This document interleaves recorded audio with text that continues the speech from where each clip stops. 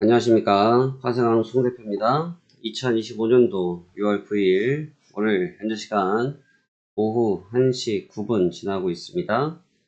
오늘 시장 같이 한번 말씀 나눠보겠습니다. 휴일 잘 보내셨습니까? 자, 우선 시장은 글쎄요. 제가 우려하고 있었던 내용들이 그대로 좀 반영이 되면서 흘러가고 있습니다. 그러니까 내용적인 측면은 또 그런데 또 흐름적인 측면에서는 좀 제한적인 부분들도 있다 보니까 지금은 시장에 흔히 표현하는 옥석을 좀 잘 가려서 읽어봐야 될 필요가 있다고 생각이 됩니다. 과연 이제 그런 점들이 어떤 내용들이 있는지 같이 한번 보시면서 오늘장 우리 시장 이야기 같이 한번 해보시겠습니다.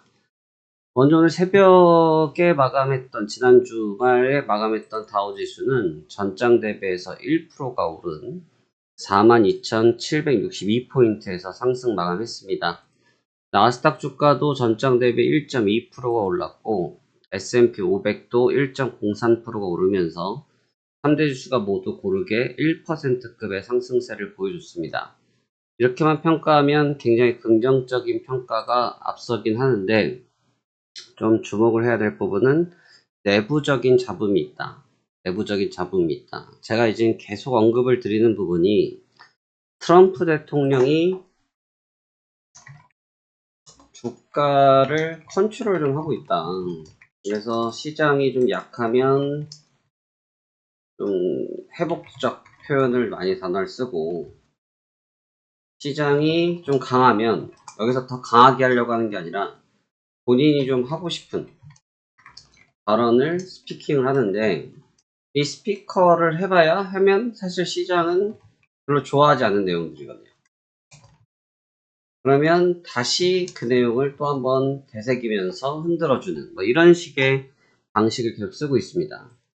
제가 영상에서 며칠 전부터 계속 설명드리고 있었던 내용 중에 하나, 과연 이 시점에 일론 머스크를 왜? 라는 단어를 쓰면서 설명을 드렸던 적이 있죠. 사실 일론 머스크 부분을 보면 제가 며칠입니까? 이게 벌써 10일 전인데 10일 전부터 약간 뭔가 애매했어요. 뭔가 애매했습니다. 왜냐하면 누구를 보면 되냐면 머스크의 발언들을 보면 머스크의 발언들이 좀 심상치가 않았죠. 그리고 이미 이때는 도지를 떠난다고 얘기가 됐던 상태인데 다시 만났다. 근데 만났는데도 좀 서프라이즈한 느낌이 없었어요. 그냥 서로 빠이빠이 하는 느낌이었는데 굳이 트럼프 성격상 만나지 않았거든요. 그러니까 결과적으로 이젠 트럼프 대통령과의 관계가 흔히 말해서 결별이 됐고 트럼프 대통령은 일론 머스크를 맹비난하고 있고 그 다음에 이제 테슬라와 계약했던 부분들 일론 머스크 회사들과 계약됐던 부분들을 지금 계약서를 재검토를 시키는 등 나쁘게 표현하면 권력 남용이고 나쁘게 표현하면 권력을 남용하고 있는 거고 좋게 표현하면 본인의 역할을 행사하고 있는 건데 두 사람의 관계가 지금 흔들리기 시작했다는 거죠. 굉장히 좀 조심스럽다. 굉장히 조심스럽다. 그래서 이 부분으로 인해서 발생될 수 있는 파급력과 파장력이 생각보다는 많이 있을 수 있다고 저는 봅니다. 지금 테슬라가 지난 목요일이죠. 목요일날 급락 맞았어요. 제가 이제 예측을 해드렸던 부분이 순식간에 쓸려 내려가면서 주가가 따라갈 수 있다 하면서 이제 일론 머스크 테슬라가 17%, 종가상 14%에 마감이 됐는데 지난 금요일날 일부 회복을 했지만 추세가 완전히 꺾여버렸습니다. 이 얘기는 무슨 얘기냐면 결국은 불확실성이 또 시작이 된 거죠. 그리고 에어포스원에서 인터뷰를 했던 내용 중에도 일론 머스크와 다시 만날 일이 없을 것 같다.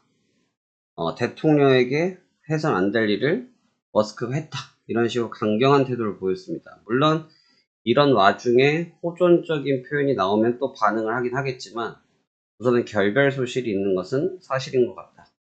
근데 이제 그럼에도 불구하고 주가가 버티다 보니까 좋아 보이긴 하는데 제가 볼 때는 굉장히 이 균열이 있는 부분으로 보여집니다. 이런 균열감이 오래 가서는 증시의 좋은 모습을 보여줄 가능성이 매우 희박하지 않겠냐 저는 그런 생각을 가지고 있고요.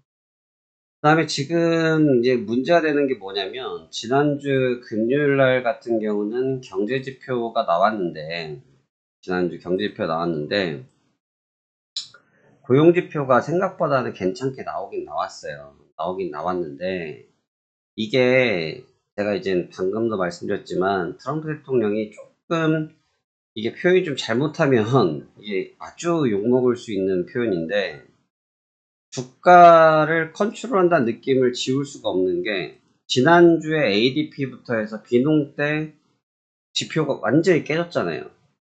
완전히 깨졌는데, 지금 ADP 쪽 끝나고 나서 금요일날 나왔던 실업률부터 해서 시간평균 비농업 취업자 수가 괜찮게 회복을 했어요. 그러니까 결국은 앞서서 이틀간 있었던 이슈를 이 지표 한 방으로 회복을 시켜버린 꼴이 됐거든요. 근데 트럼프 대통령은 그러면서 어떤 상황을 생기고 있냐면, 주말간 차기 연준 의장을 곧 발표하겠다 라고 또 던졌어요. 그러니까 결국은 본인이 하고자 하는 말을 하기 위해서 주가를 어느 정도의 레벨링을 사수하고 있는 그런 측면을 보여주고 있긴 하지만, 이러한 부분들이 결과적으로 인위적으로 주가를 붙잡는 꼴밖에 안 되거든요. 그러니까 주가 조정을 받을 때 그냥 시원하게 조정을 받든지, 매물을 소화할 때 그냥 매물을 소화해버리는 게 오히려 나을 수 있는데, 이런 식으로 주가를 땡겨 놔봐야 장기적으로 봤을 때 큰 효과가 없을 수 있다는 거죠. 장기적으로 봤을 때. 그러한 측면들이 지금은 우려가 되고 있다. 저는 그렇게 설명드릴 수 있겠습니다.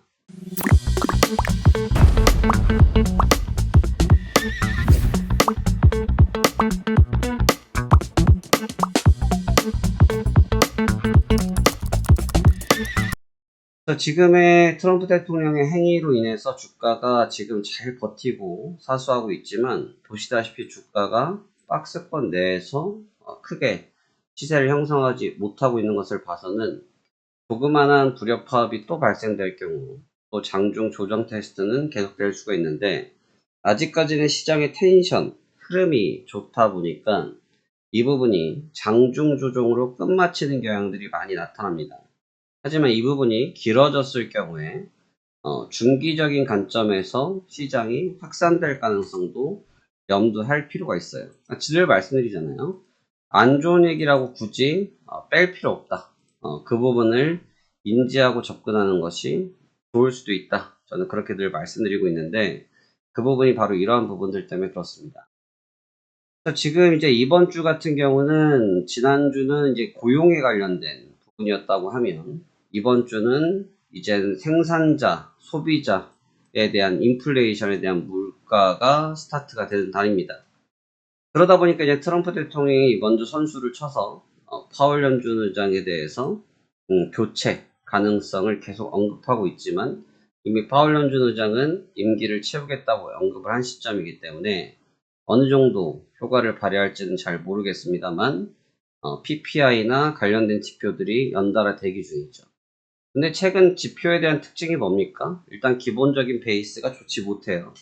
기본적인 베이스가 좋지 못하기 때문에 인플레에 대한 압박이 계속 나타날 거고, 아마도 트럼프 대통령이 해당 부분을 자극한 이유 중에 하나도 바로 이러한 부분이 포함된 게 아닐까, 방어적인 태세를 가져가기 위함으로 한 게 아닐까라고 저는 추정을 하고 있습니다. 오늘 이제 그러한 부분들이 중점적으로 작용될 가능성이 높고, 해당 부분으로 인한 시장 변동성이 형성될 가능성이 높다고 저는 예측을 하고 있습니다. 오늘도 일단 개장하면서 일단 시장이 소폭 조정을 받고 있는 상태고, 변동성을 지금 못 받고 있는데, 이제 변동성을 못 받는 이유 중에 또 하나는 뭐냐면, 현재 시간에서 우리나라장이 너무 강해요. 지금 아시아장에서 우리나라장이 너무 강하다 보니까 지금 시장대는 아시아장의 영향권을 받거든요. 영향을 받고 있기 때문에 이 아시아장의 영향을 받는 부분들 때문에 시세가 좀 제한성이 좀 걸려있는 상태입니다. 그래서 우리나라장이 좀 끝나봐야 변동성이 좀 뚜렷하게 더 나타나겠지만, 현재는 차익 매물이 놓여져 있는 국면이라고 생각이 되고, 이런 차익성 매물에 의한 조정 테스트 과정은 연속될 수 있다라고 보는 것이 적절해 보입니다. 하지만 지금 계속해서 21선을 타고 가고 있어요. 21선에 대한 조정 테스트를 하고 있긴 한데 21선을 쉽게 훼손하지 않고 있는 상태이기 때문에 굉장히 강한 상태입니다. 왜냐하면 5일선을 단기평이라 보면 21선을 중기평을 잡아서 놓고 봤을 때 21선 이렇게 레인지를 타고 있기 때문에 이게 웬만해선 잘 안 깨지거든요. 그래서 21선을 타고 있는 부분이기 때문에 조정은 현재로서는 장중 조정 가능성이 높고 대신 21선이 깨졌을 때는 이게 기하급수적으로 무너질 수 있다. 그래서 중심선은 항상 21선을 잡는 게 좋아 보입니다. 왜냐하면 방금도 말씀드렸지만 시장이 조용히 조정을 받으려고 할 때 꼭 트럼프가 나타나서 시장을 구원해주는 그런 모양새거든요. 시장이 조정을 딱 받고 있어요. 조정을 받고 있을 때 그냥 조정을 받고 그냥 끝나면 되거든요. 그럼 다음날 또 재료를 찾아서 움직이면 되는데 시장이 죄송합니다. 지금 트럼프 대통령은 시장이 하락하는 걸 용인하지 않는 스타일이에요. 그때마다 에어포선에서 시장을 보고 계신지 기자들한테 멘트를 하나씩 톡톡톡톡 던져줍니다. 근데 그게 지금 적재적소에 잘 맥히고 있어요. 근데 왜 그게 적재적소에 잘 맥히냐면 최근 장에서 이 부분이 잘 맥혔기 때문이죠. 단적인 예로 볼게요, 여러분. 중국이랑 통화를 했다고 했어요. 그래서 중국이랑 통화를 했다고 하는데 최초의 통화가 끝나면서 별 얘기 없었거든요.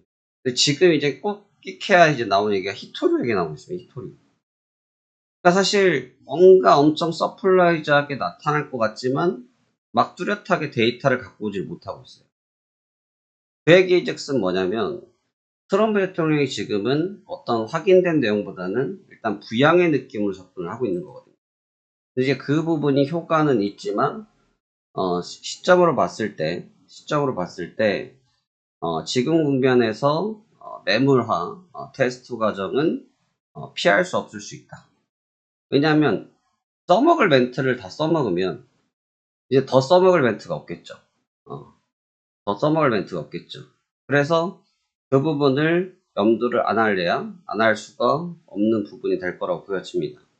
현재로서는 트럼프 대통령의 이러한 전략적인 주가 방어 태세가 건조할 수 있겠지만 향후 시장을 놓고 봤을 때 긍정적으로만 마냥 보이진 않는다. 이렇게 보는 것이 저는 전략상 우위에 있다고 평가가 됩니다. 현재는 일단 21,700선을 놓고 중심을 잡아놓고 테스트를 하고 있지만 아마 개장을 하고 나서 현물들이 다시 주춤함을 보이면 그때 변동성이 재활발해질 것으로 보여지고 앞서 말씀드린 것처럼 21선을 기점으로 해서 방향성 테스트를 하겠다. 이렇게 보시면 좋아 보입니다. 시장이 쉬워요. 시장이 쉬운데 어려워요. 그러니까 무슨 얘기냐면 정답이 어느 정도 그려져 있거든요. 정답이 어느 정도 그려져 있어서 어렵지는 않습니다. 그런데 쉬운 상태이기도 불구하고 어떤 상태가 또 있냐면 방금 말씀드린 것처럼 정치적이든 뭐가 됐든 중간에 멘트를 끼워 넣어서 그 부분으로 좀 희석됨이 있어요. 이제 그게 주가 판단을 좀 어렵게 하는 경향이 좀 있거든요. 그 부분을 좀 걸러내실 수 있어야 된다. 그래서 지금 마냥 시장이 강하기 때문에 마냥 좋다고만 평가하기에는 무리가 있다. 이렇게 결론으로 도출되겠습니다. 지금 여러분들도 잘 대응하시면 괜찮은 장이 될 수 있고요. 하지만 눈에 보이는 시장만 보시는 건 좋지 못하다. 눈에 보이지 않는 데이터를 좀 추종하는데 집약하는 것이 유리하지 않겠냐, 이런 의견 드리면서 오늘 브리핑 마치도록 하겠습니다. 오늘도 성공 투자하시길 바라겠고 시장 브리핑은 여기까지 마치도록 하겠습니다. 감사합니다. 화생한 송 대표였습니다.